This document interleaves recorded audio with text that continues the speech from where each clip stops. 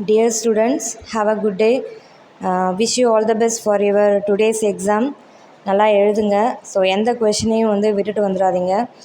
எந்த கொஷின் எப்படி கேட்டிருந்தாலும் அது ரிலவெண்ட்டாவது நீங்கள் ஆன்சர் எழுதிட்டு வாங்க.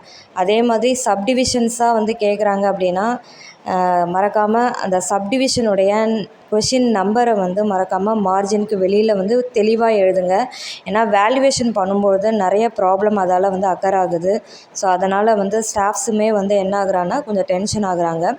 ஸோ அதனால் நீங்கள் என்ன பண்ணுறீங்கன்னா சப்டிவிஷன்ஸ் கேட்குறாங்கன்னா கொஷின்ஸை கொஷினுடைய நம்பரை மறக்காமல் நல்லபடியாக போடுங்க, போட்டு எழுதுங்க. 2 மார்க்ஸில் கொஞ்சம் கான்சன்ட்ரேட் பண்ணுங்கள். 2 மார்க்ஸை எதையுமே பிளாங்காக விடாதீங்க. முடிஞ்ச அளவு அது ரிலவெண்ட்டாக என்ன கொஷின்ஸ் உங்களுக்கு தெரியுதோ அதை எல்லாத்தையுமே எழுதி வைங்க. பிக் கொஷின் எடுத்துக்கிட்டோம் அப்படின்னா அதில் தியரி பார்ட்டாக கேட்குறாங்க அப்படின்னா கண்டிப்பாக நம்மளுடைய சப்ஜெக்டில் எல்லாமே problem come theory come problem தான். அதனால் நீ தியரியே எழுதினாலும் அது கூட நம்ம எக்ஸாம்பிள் எழுதி ஆகணும். ஸ்பெசிஃபிக்காக அல்காரிதம் மட்டும் எழுதுங்க, ப்ரொசீஜர் மட்டும் எழுதுங்க அப்படின்னா நீங்கள் டெஃபினேஷனும் அந்த ப்ரொசீஜரும் எழுதலாம். வித் எக்ஸாம்பிளோட எக்ஸ்பிளைன் பண்ணுங்கள் அப்படின்னும்போது கண்டிப்பாக நம்ம அந்த டாப்பிக்கான ப்ராப்ளம் சால்வ் பண்ணி தான் ஆகணும்.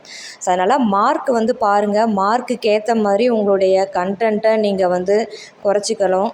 மார்க் அதிகமாக இருந்ததுன்னா அதுக்கேற்ற மாதிரி உங்களுடைய கண்டென்ட்டை அதிகமாக்கிக்கணும்.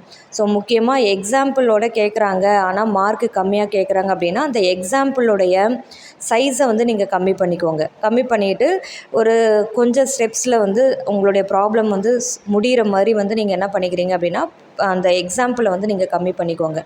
ஓகேவா? ஸோ அடுத்தது பார்த்தோன்னா நிறைய பேர் டிஓசி ரிலேட்டடாக வீடியோஸ் அப்லோட் பண்ண சொல்லியிருக்கீங்க. நான் இது வரைக்கும் டிஓசி சப்ஜெக்டே எடுத்ததில்லை, ஹேண்டில் பண்ணதில்லை. பட் ஃப்யூச்சரில் கண்டிப்பாக நான் ஹேண்டில் பண்ணுவேன்.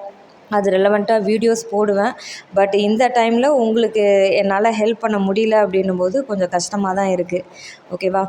ஸோ இருந்தாலும் நீங்கள் இப்போ 3rd இயருக்கு போக போகிறீங்க இல்லையா? 5th செமஸ்டர் போக போகிறீங்க. அந்த 5th செமஸ்டரில் உங்களுக்கு கிரிப்டோகிராஃபி